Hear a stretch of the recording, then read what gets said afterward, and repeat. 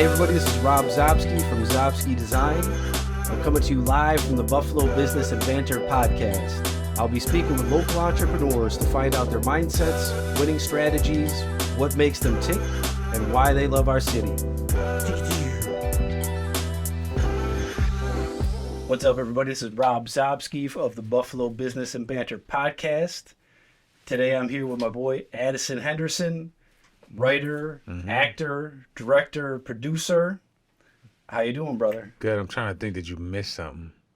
No, we good. I do it all. Good? Writer, actor, producer. Yes, man. Yes, I'm so happy to be here. Thank you for having me. No problem, man. No problem. So last time I talked to you, you had the big premiere of your film, Givers of Death. Yes.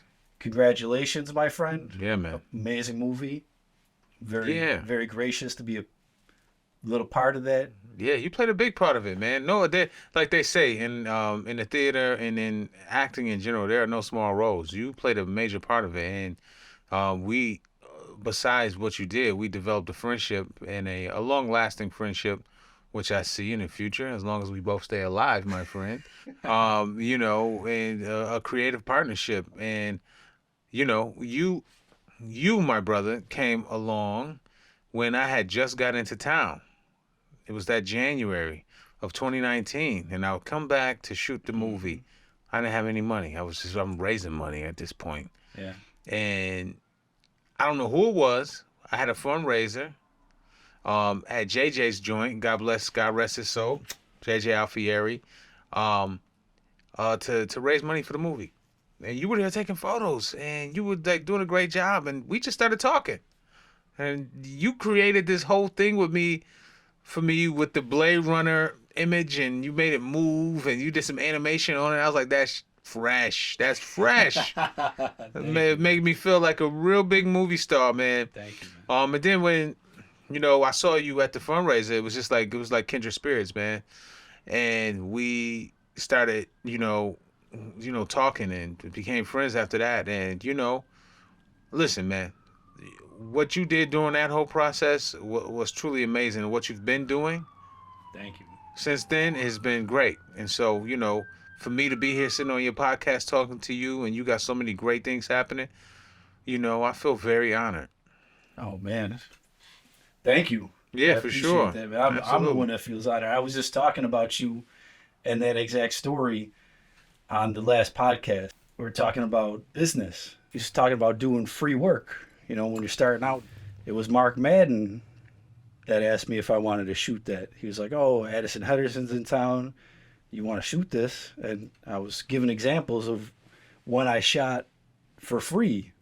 Yeah. And that was one of the examples. I was like, I decided I wanted to meet this dude. I was like, yeah, I'll shoot it for free. I made the animated promo. You did. We hit it off. I waited till the end of the night because I didn't want to pester you. It was freezing cold out. I saw everybody was getting ready to leave. I was like, all right, I'm going to introduce myself, and we exchanged numbers. And you had the whole cast in my house within like 2 weeks doing all the promos. I know, it's crazy, great, right? Man. And then I ended up designing your initial movie poster. Yep. I animated the Night Owl Republic logo. Oh, man, that was great. Thank you, man. And I took the photo that's in the final movie poster, which thank you again, brother. Yeah, man, absolutely. Oh, man. Like when you told me they were doing the poster over, I was like, oh, man. I'm sure it'll be great, but I know. I didn't think I was going to be a part of it. You were like, we got this shoot. I'm going to be in town. Let's do it. I came back into town to do the shoot. Okay. With you. Because I was like, because the distribution company was like, oh, we're snagging a photo from the movie. You know what I mean? Yeah. I was like, no, we're not. I was like, we're not snagging anything. We're going to shoot something new so that way we can do this movie poster right. Right. And when they saw the photos, they was like, oh, Addison, this is amazing. I was like, yeah, you motherfuckers should listen. Instead of trying to tell somebody what you're going to do and knowing that you don't know what you're going to do. Yeah. A lot of these people, man, these movie industry people, they think they know what the fuck they be talking about, man. But honestly, man, they don't know shit. Yeah. They just trying to make a quick buck a lot of times, man. They just, that's why you see so many, ungodly remakes and, all of the things that are happening. But, it is the movie industry. I'm not trying to bash anybody. We love Hollywood because we go into the movie theaters and see the movies that they make. You know what I'm saying? But for me, my artistic bar is very high. And, when I met you and we started working together, I think you saw my vision. I saw what you were capable of. And I was like, yeah. Like we can work together. This is gonna be something that we can do. And a lot of people think probably people haven't even seen of yours that I've seen. And I'm like, oh man, this brother's dope. You, and so it was one of those moments, man, that where I wish it's like the pill. It's like the pill, right? It's like, will you do the free work or will you not do the free work? Most of the time, the free work leads to nothing, right? And sometimes it leads to a friendship, to more capital, to, more connections. You know what I mean? And so I understand because I'm the same way. Well, I started talking about giving examples of free work I've done, just, spur of the moment. And I just started talking and story after story. And it was like, that's what led me to work with Conway. I did some stuff with Conway through Malek. I met them through Mark Madden. All stuff I was shooting for free. I got backstage to the Action Bronson concert, and Malek introduced me to Jake from Black Soprano Family, and then DJ Shea, and that got me to LA at Benny's 420 Mansion Party, where I shot a couple music videos for him, and it goes on and on and on. Got paid work from them guys after that, but all from free work. Yeah, it's building. It's building a business. Like for me as a screenwriter, bro, like I work for free to this day. What we call a script that nobody's paid for or develop with you, we call it writing it on spec. Okay. The new movie that I'm about to do, it was written on spec. Because I know as a indie filmmaker that I have to write my movie on spec. You know what I mean? I have to nobody's paying me to write my movie. People are going to invest in the movie after they've seen it, after they've seen the product, just like it was for Givers of Death, And not to say that I'm not in the Hollywood system, I'm not doing that. I'm not trying to say that at all, but for me as a filmmaker, I like a certain level of control. Because I know what I'm worth, I know what I want to see, and I want to be surrounded by the people I love. And so, one of my investors and producing partners, the Lager Lane Group, those people they're awesome. Yvonne, Jason, Matt. We were just having a meeting recently because our new project is so deep. It has so many things in it that are like just really deep, man. And it's like, Yvonne was telling me, she's like, Addison, as we go into this project, we got to be really intentional about who is a part of this. Because if you allow some people who don't really know what we're trying to say with this movie get involved, they mess up the project. So I don't need you to pay me for my script. Right. We'll write our script and we'll go out and make it and kill it. I had a vision 2 weeks ago. No, 2 months ago with this movie. And I was like, oh, I saw us on the red carpet at Cannes. And I was like, yeah, this is it. Because I've been telling people, once this movie is made, it's going to be a blockbuster. Mm-hmm. And that's what I feel. That's what my team feels. And we're going to forge ahead with that idea in mind. Now we're talking about Blythe. Okay. The new movie. I'm going to tell you one quick snippet of it. It's a reimagining of Alfred Hitchcock's The Birds. But it's not like, oh, he's just remaking The Birds. Oh, hell no. Like, these birds have meaning. These birds have purpose. And that's all I'm going to do. That's all I'm going to tell you. But I can't wait to go into production on this. It's as far as budget wise, it's a lot more money than what I made Givers of Death for. But I wouldn't even be in this moment right now if I didn't make Give Us a Death with my team. Because it wasn't just me. I wrote the script, yes, but I got notes on the script. People gave me ideas on how to, we were having some issues with just some things with the ending and how I wanted to change the ending. That's one thing I wanted to ask you. Yeah. Because we've been friends for maybe 3 years now. Yeah. And there's so much about the film industry I haven't even asked you yet. But yeah, like as far as editing and shooting, how much did you shoot that wasn't in the final film? How tight was it? I mean, did you get to do everything you wanted to do? Were there key sequences that you had to leave out due to time or budget? Yeah. Like, tell me a little behind the scenes. My producing partner, who's also my fiance, Leah Cormay, she's here in the wings listening to this. What's up, Leah?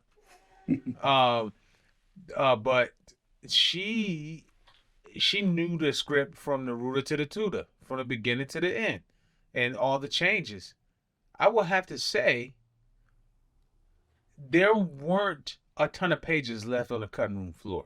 Mm-hmm. It really wasn't. It was, some scenes got cut, like cut dialogue. Some of the dialogue got cut from scenes, just to get through it faster.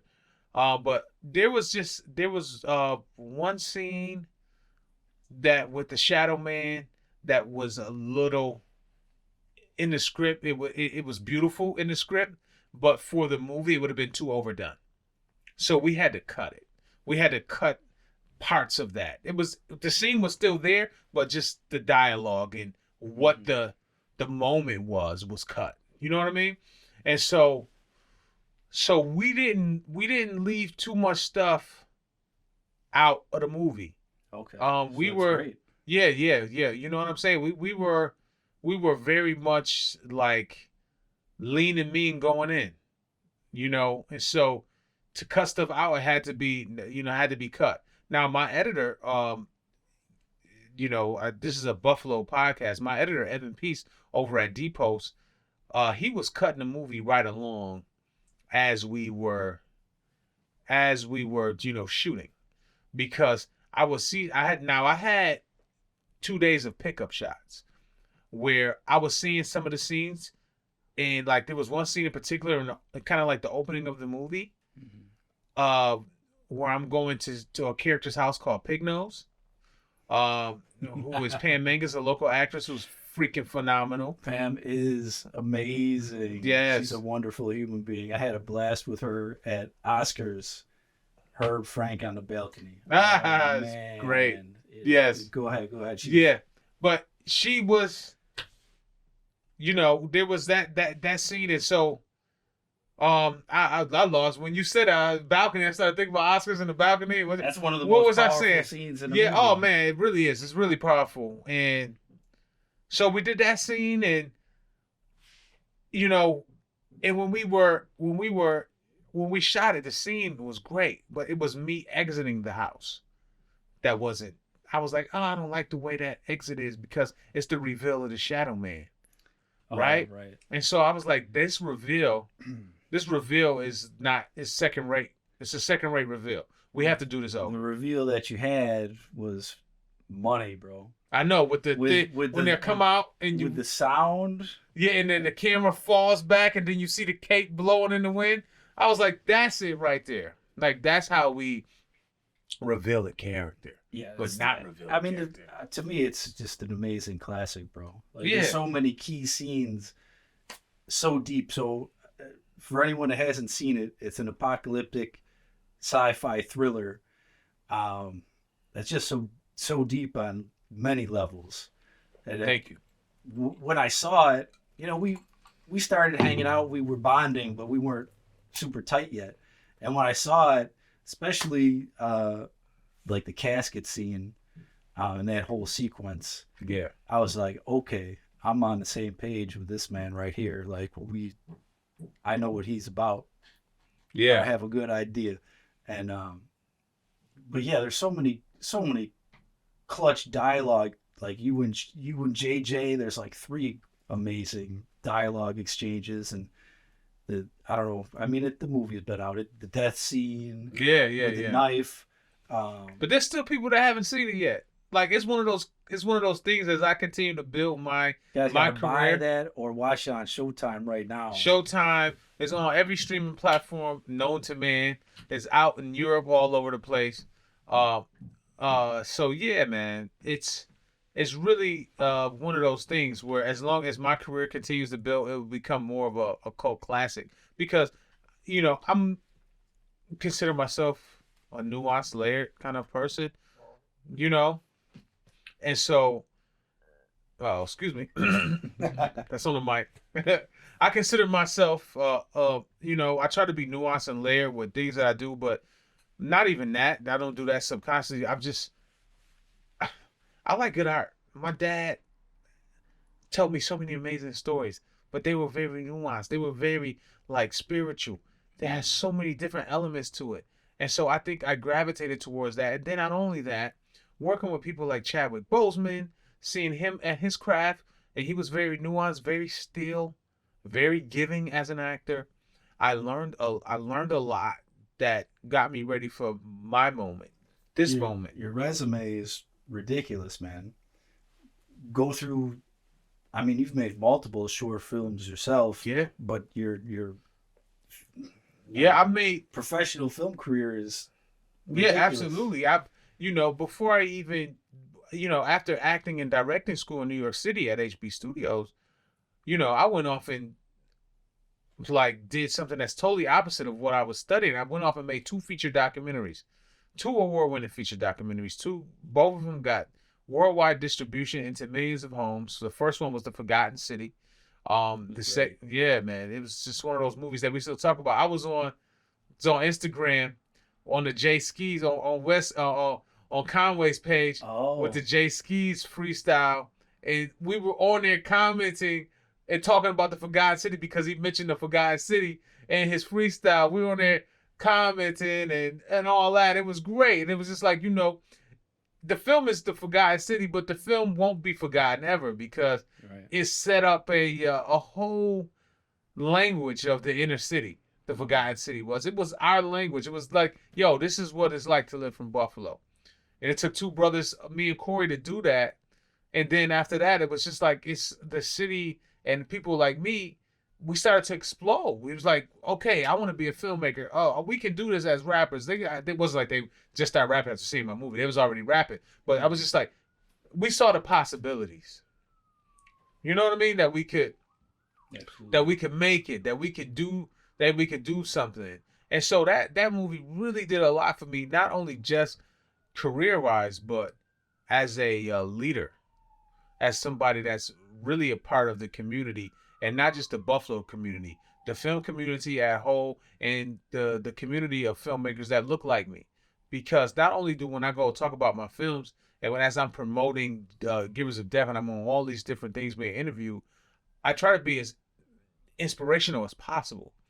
Because what I want to do is I want other filmmakers, no matter what you look like, no matter what color you are, no matter what side of the line you toe, red or blue or what have you, I want you to know that, your voice matters.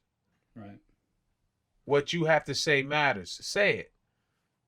Say it in documentary. Say it in narrative. Say what you have to say. And you're great, man. I've seen you speak like 4 different occasions, and it's always inspirational. And I've read about your father. I didn't know your father that well, but I know your mother a decent amount.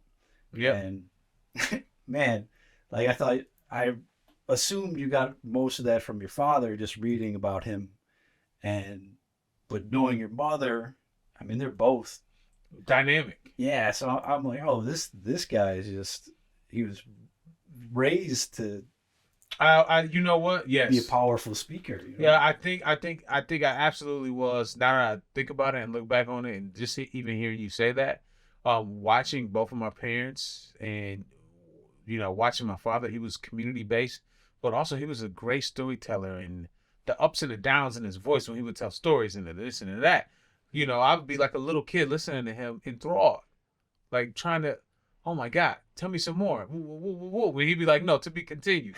And I'd be like, oh, come on, man, come on. Yeah. You know what I'm saying? And then my mother, she is a very empathetic, forgiveness. When I think about my mother, that's the words that pop into my mind. She is just a wonderful human being, but also very passionate. She was a sergeant in the Army. She knows how to shoot an AK-47 and preach the gospel. But, the thing about her, though, she was in the Army. She was traveling back on the base, and her car, her vehicle that she was in flipped over 5 times. Boom, boom, boom, boom, boom. Oh, wow. And, the fact that she was able to walk away with just basically no real injuries, just a bunch of, little bumps and scrapes. It lets me know that my purpose is not just for me. My purpose is, my calling is higher than just for me to just walk around and live my life. That's why I'm my own worst critic. Because I know that what I'm supposed to be doing in this world is supposed to just mean something more. I got to be helping people. I got to be doing something. You know what I'm saying? Yeah. And so, and realizing that in my life and feeling a certain sense of pressure, too, growing up, to just, be something not just about capital, right? And you are. You're teaching now. Yeah, it's not It's not just about how much capital can I gain in my life. It's about like how many lives can I affect, with my story, with my personal ingenuity, with my thoughts, with the way I see life, And so for me, that is the major key. That is the major key because anybody can give money to a charity. Anybody, you can become a millionaire and make a lot of money, right? But what is it that you're going to do that's going to make people change the way they think, or make people go further with their craft, or go further with their family, with love, to do those sort of things? And I think that me not being a preacher, but I am a preacher in a way, more like a spiritualist. You're taking it to you're taking a whole different avenue with it, Yeah. I mean, film is, you can reach so many people with film. Absolutely. I mean, it's writing, it's visual, it's audio, it's everything. Like, it's powerful when done right. Absolutely. And your film's great, man. Yeah, thank you, man. I appreciate that. And that this is just the beginning, When I think about the beginning, you spend 18 years of your life,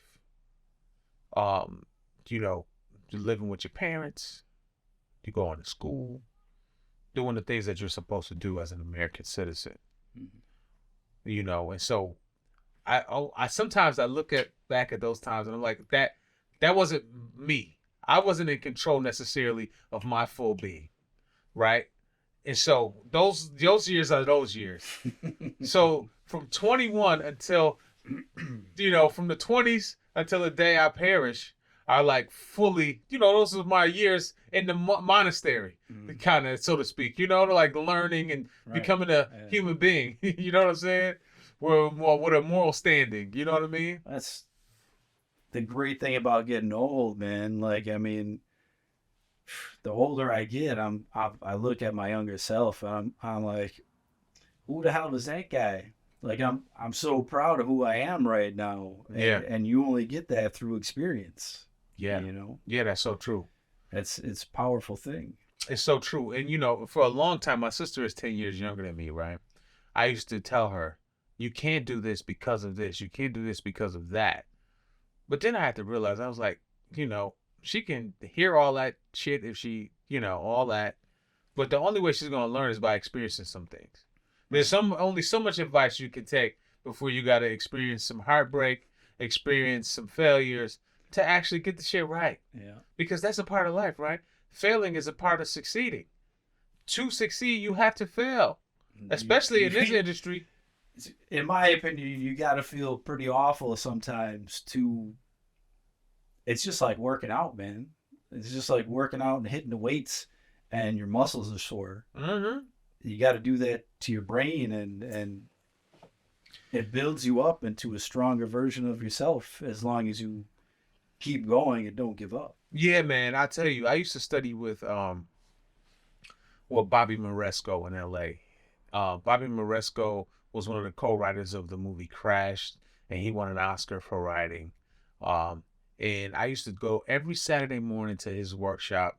And you know who put me on to Bobby Moresco was a local legend, Frank Rossi, acting coach, casting director here. He was one of my mentors in the city of Buffalo, to be quite honest with you. Frank Rossi was. Okay. And he put me on to Bobby when I went out to L.A., and he said, hey, you should study with him. I know you're writing and you're doing this. And I said, okay. Went out to Bobby's, and I'm writing this expansive science fiction shit, right? Like, you know, deep rooted in all sorts of crazy ideas. And I will go in there, and the actors will read like the 10 pages that I brought in that day. Mm-hmm. And like he would sit around and talk about it. And sometimes you feel like, oh God, am I doing the wrong thing? This sucks, getting ripped like this. But then you come back 2 weeks later or the next week. How did he deliver it? Brutally, or was it just hard? Was it okay? Was he kind of? Sometimes brutal, sometimes kind. But I had been through this already. Yeah. When I was going to acting school with Edward Morehouse at HB Studios, he was like this 81-year-old man, and he just passed away recently. So he lived a long time. My God. He was so brutal. I used to be like, yo, I'm going back to play football.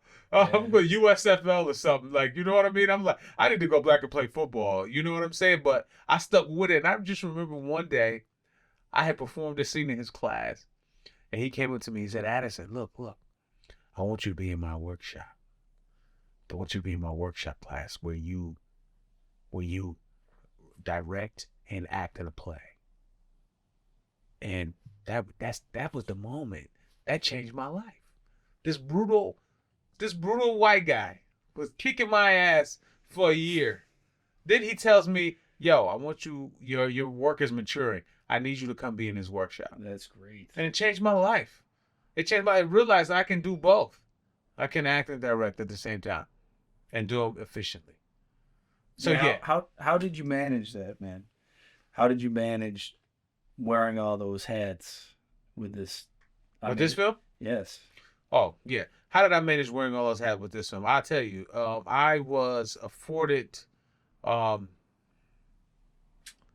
blessed to have a great team. I can talk about myself, and I can do that. You know what I mean? Because if, as an artist and as a person that's doing it, if you don't have some kind of little ego, then, you're probably going to get chewed up. Yeah. Because most, a lot of these people, they want to chew it up. So you got to have some bravado. You know what I mean? Yeah. But my team is amazing. The people that I have around me, that's including you too, my brother. People like Leah, who's here, shout out. Matt Cappuccino, Frank Coppola, my production designer, who is completely amazing and was like a spiritual warrior for me on this film, because Givers of Death was a very personal film because I was going through divorce. I was losing friends. I was sick myself, and I was having a tough time in life. I had a hard run up till I wrote this movie. It was a real hard run for me. 2 years of just like, oh man, stress, unbelievable stress that led to sickness and everything. And I decided to not just wallow, right? Mm-hmm. I ran up against a brick wall and I took paintbrushes and I started to paint like fucking Jackson Pollock. I threw paint up against the wall and just started smearing it and writing and doing whatever I needed to do. Congratulations, man. Thank you, man. It's a masterpiece. Yeah, thank you, man. Thank you. I was just watching it again this week. I watched it twice this week. Probably 3 times because I had it on in the background. and Man, I mean, for your first film, bro, Yeah, it's the first narrative. to be so complete, and it contains so many pulling points. Like, you got dealing with death and what happens after death, and the loss of loved ones and best friends, and letting go, and how to Oh, deal with pain. And I mean, I could go on. There's so much. It's so deep. yeah, man. Yeah, yeah. I was going through a troubling time. I was going through a tea time. I was going through a time of transition. To be quite honest with you, I was transitioning um, with the loss of many things. The loss of one of my best friends, Chadwick Boseman. He passed away not too long during the pandemic. But he got a chance to help me with my film and give me notes and see the movie and be a part of that and to see me win awards and do all that. And so that was a blessing for him to be able to, like, he was such an artist, like, you know what I mean? For him to be supportive and but also to see me do my thing before he was took from us so early, you know. But I was dealing with that before the movie. I was dealing with a lot of different things, and the divorce and your kids, and trying to figure out how do I manage this life that I've created for myself. No, man, as human beings, we all go through these certain different things. One man's pain isn't another man's pain, but it's still pain all the same. Pain is pain. You feel it how you feel it. You take it how you take it. And for me, I decided I was going to create something deep, and something that resonated with me, that I can just tell my story. But I wanted to make something that people could watch. And I think I've done that somewhat. And I think as the years pass, even more people will be into it and become like a cult classic. Definitely, man. You know? Definitely. Like, I love a lot of cult classics. Yeah. Boondock Saints. And all Yeah. like that. Boondock Saints. I remember that joint. But like, man, I watch yours and I'm like, it's so layered. There's so many layers to it, and it looks gorgeous. It sounds gorgeous. Yeah. I mean, Christie's Oh, sound design. my composer, Sick. Christy Marshall. Now she's married. She's about to have another kid. Love Christy so much. Such a kind soul. Christy, me and Christy have been working together for years. We talking about like 15 years now. She composed my second documentary when I went to Africa. And so she did some drums. She did she composed the whole movie. And so, for me, I always had to work with her. She had been building her career since that moment, since that time, even before that. Was one of the composers that was invited to the Sundance Labs. She did that, met a lot of great people. She really understands what I'm looking for. She killed it. She did. People talk about the score. They're like, man, that was one of the, the major parts of the film that just really upped the film. And make sure you watch all the credits too, because it hits different notes you don't hear during the film. Yeah, it's good. It's right. It's good, right? It's and so she did her thing. She did her thing. I gotta thank you, brother, because I've always wanted to be in the film industry. Like, I've made short cartoons. I've done little sequences of music videos, like, but I haven't made, other than Tuk Talks, I haven't made something completely my own vision. That was a team project. Through working through you, one of my pieces was composed by her, and it was mind blowing to me because she's so great. I was like, oh, you're having her like do the music to this animation I made. Yeah, still, yeah, sick. It's always good, man, to be surrounded by great artists. It makes you feel complete, right? Like whole when you're surrounded by great artists. You don't have to do everything yourself, And that's the whole idea. To move yourself forward is to be good enough, have good enough ideas to where people want to be a part of it. Right. You know, people watching it, that's a whole nother thing, right?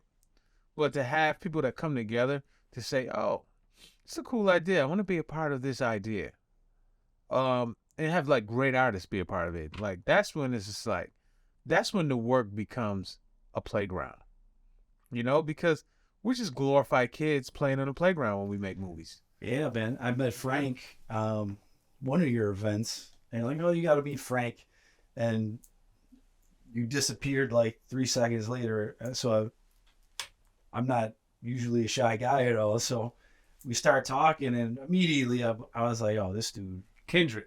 I can see why you're so close with this guy. And, we hit it off, had a great time, a couple different times. But, all right, everybody, quick commercial break. I'd like to thank our sponsors, which are myself. So big thanks to Zopsky Design. For any of you that don't know, that is my marketing agency. We offer marketing consultations, videography, photography, copywriting, and any professional guidance you might need for your business. I also like to give a big shout out to Lit 716. We have a new e-commerce store with Buffalo merchandise, t-shirts, mugs, you name it, we got it. Go check that out at lit716.com.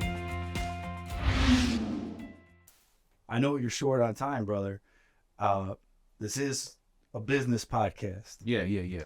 So I got to ask you some business questions. For instance, somebody aspiring to get involved in film, whether it's writing or directing or, just being a DP, like, what are some tips you have for people that want to get into film, multiple venues, and then when you're working on getting into film, how do you keep paying the bills? How do you pay the bills, right? Okay, so I'm multifaceted. Okay, there are things that I've done every job on a film set, right? Coming up, trying to learn. I've made money doing every job on a film set, pretty much every job. And if I haven't done a job, I was like working closely by that department. So one, learning every job, being a PA, doing every job will get you paid. You can at least work and make money. Okay? That's one thing. But what I did, I developed a certain set of skills. No different than Liam Neeson in Taken. I got a certain set of skills. I write, I produce, I edit, I act. And some things I like to do more than others, which I don't like to edit, but I can edit. And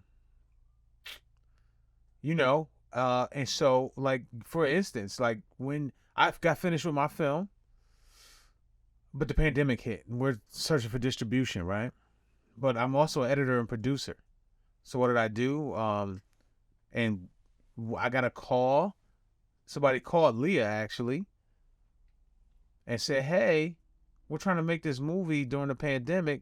How can we do this? And Leah said, hey, yo, Pepper just hit me and was like, yo, they're looking for somebody to help make this happen during the pandemic. So what did I do? Like, I'm an artist, right? So I want to create good stuff. And so I met a newly close friend, Les Weeder. He wrote a movie, and our other friend, Pepper, was directing it. And so what did I do? I produced their movie and put the whole crew together where they were able to shoot in remote locations just on a phone, right? Wow. And then I was able to like come in and do a pass of the edit for them to let them know, like, this is what the movie should look like. And then help them get farther. Brought Christy on to do the score. You know what I'm saying? Yeah. And I was able to keep myself alive, pay some bills during the pandemic. You know what I mean? Mm-hmm. We're doing that. And so as far as a business model, it's not saying that you should do everything. And And I tell you, for all the people that are sitting here and they say, I'm going to probably say this wrong, but I want you to look up the long form of this phrase. A jack of all trade and a master of none is always better than a master of one. Yeah, everybody only hears the first half of that. They only hear the first half of that, right? You know? And so I'm not necessarily saying I'm a jack of all trades. I'm an actor, writer, director. And I'm a producer too, because I know how to put motherfucking people together. You know what I'm saying? But I know how to do different things that help me in my artistry. But being an artist and being the kind of artist that I am, I'm very succinct in what I see in my vision for myself.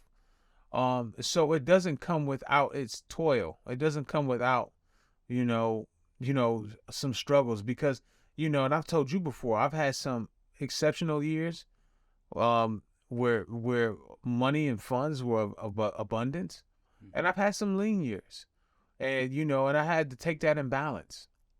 But during those lean years, I never stopped. Right. I never questioned my purpose. I may have been like, oh, maybe I should go and do this. And then 2 minutes later, I'm like, no, I got the next idea. Let's go and do that anyway. Yeah. I want to continue to write. You know what I mean? Yeah. And so, but I think that being just having some different skills that you can use, especially as an artist. And what do you want to do? Are you this director, actor, or director, writer, this orator, or are you an editor? Are you an editor? Can you edit? Then go and edit. There's a lot of jobs for editing. Go and do that. Yeah. And make the money. And be good. Go and do it. There's nothing stopping you. And, a lot of times we have to, we wait for people to tell us yes to do our projects. And, it's coming a time where you don't really have to wait. With the augment of everything that's going on in the world, with AI and everything, you don't really got to wait for nothing. Nobody.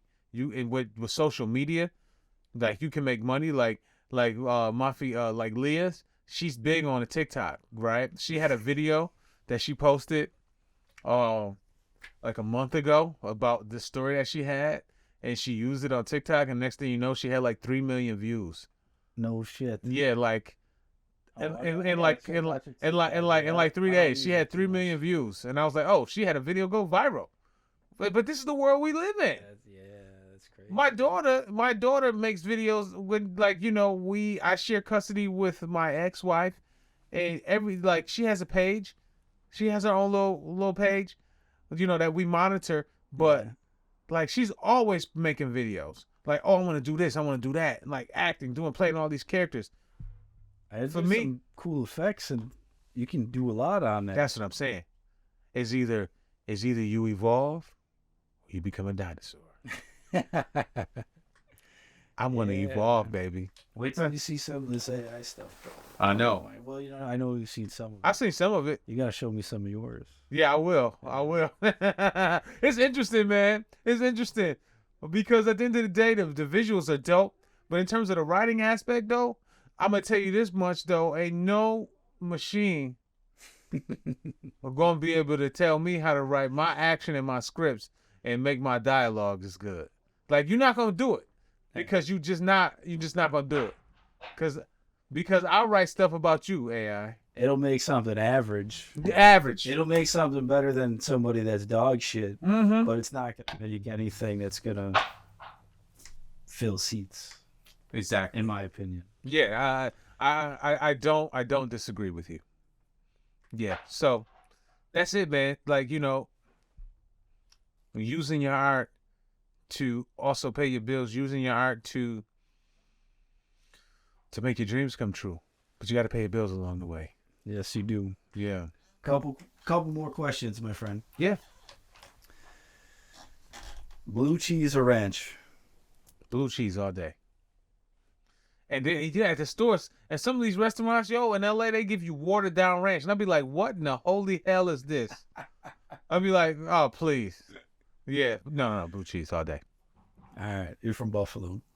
But I ask everybody, if you had one superpower, what would it be?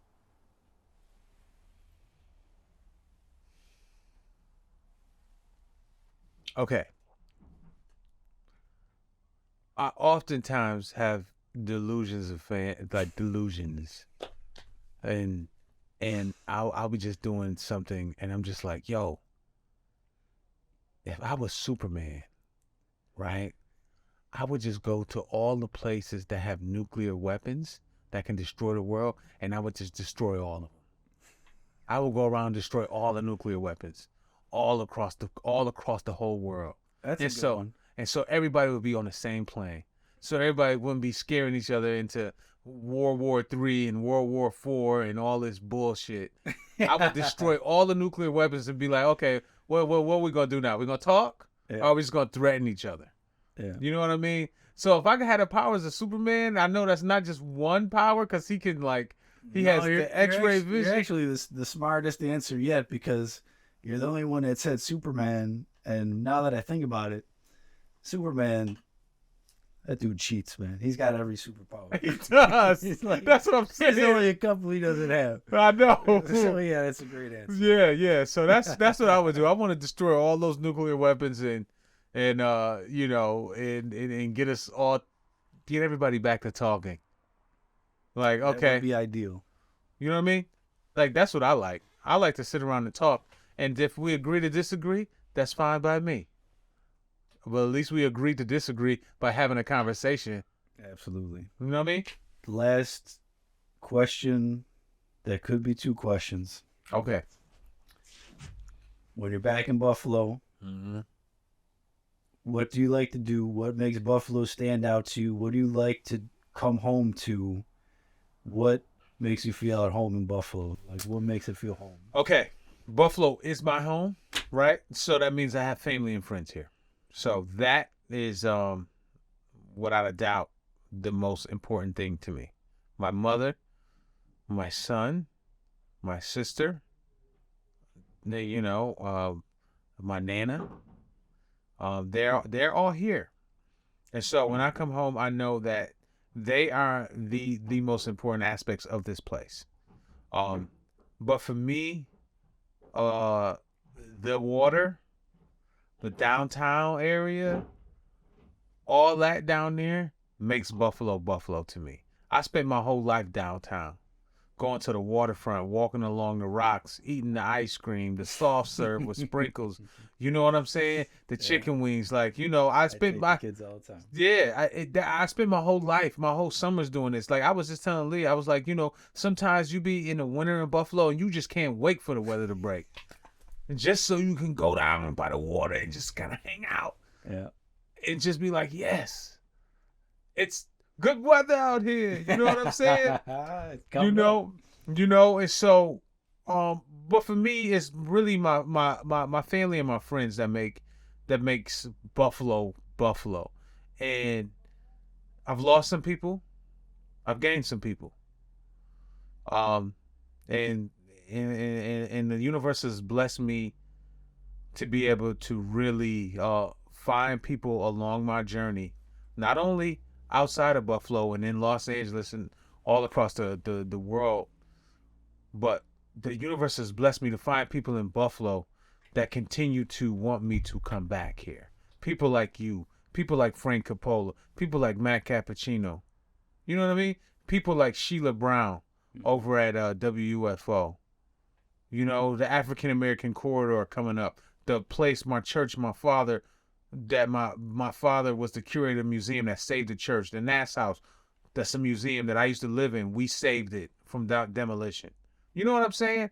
All these reasons, all these things bring me back because it's my soul, right? It's like, it's a piece of me that always just goes like this and just gets me on a plane that says, I can't wait to get home. Yeah. That's great, man. Yeah. Wonderful answer. Yeah. Yeah, we didn't get into any of that, man. I'm going to have you back on 2 more podcasts. Absolutely. I can talk for days. So have me back. I'm going to have you at my buddy's studio. We're going to go to the Beat Barn. So we're going to chill out, have some drinks, and make like a night of it. Cool Sounds with that. good. I'm looking forward to it. All right, In May. All right. All right. All right. I'll be back. All right, man. Thank you for spending the time with me today. I thoroughly appreciate you. It was great. All right, brother. All right, man. Listen, there's nothing but love between me and Rob. We do our thing constantly with the art. We really vibe on the art, and so that's what my whole life is. It's just art, and being there for my fiance, my daughter. My son's a grown man now, but I'm there for him too. But my I'll be honest, my life is my art, my fiance and my daughter, and my friends. Doing as much as I can for them, and then and my mom, for sure. She just beat breast cancer, and so that's what my life is, man. And I'm just happy for me because I've had close scares with my life. Just thankful and appreciative to be alive and to continue to push the needle and to push myself forward and to continue to do the things that I love, which is make movies. So God bless everybody. Thank you, man. Yeah.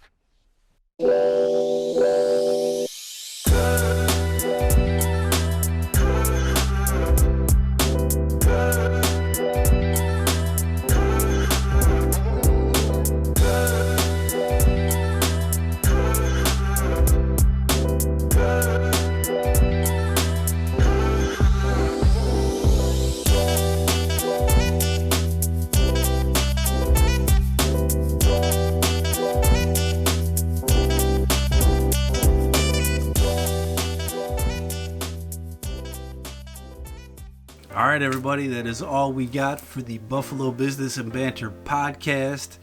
I will see you soon. Every other Wednesday, we're dropping a new episode. Remember, if you have a small business, I am always looking to work with you, whether you need a consultation, learn how to speak directly to your customers, help with branding, social media marketing, or just simple photography or video work. I'm your guy. Check out zobskidesign.com, SCOBSKIDESIGN.com, and I will see you soon. Make sure you check out the new merch at lit716.com. You can get shirts just like this one here, lit716.com. We're going to have new designs up every week. T-shirts, mugs. I'm gonna have canvas prints with my photos. All sorts of stuff is coming up. Every week we're gonna have new merchandise on there. Check it out, lit716.com. Peace.